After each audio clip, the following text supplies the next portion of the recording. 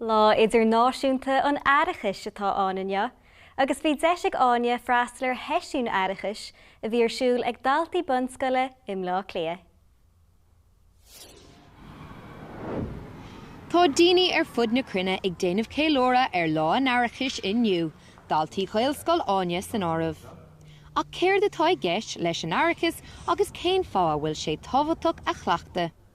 Chur an scoil fáilte ribhúntóir yoga le níos mó a eolalam faoi.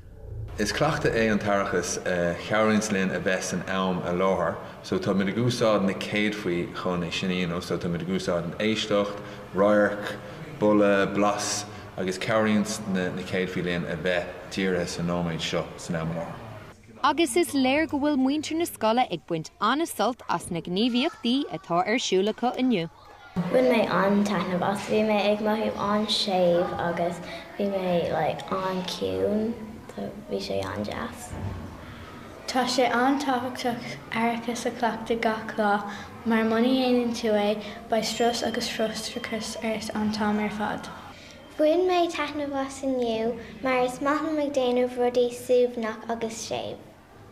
Léiríonn taide de chuid na carthanachta a bhfuir gur bailach éifeachtach é Aireachais le leibhéal strus, imní agus feirige an duine a laidú.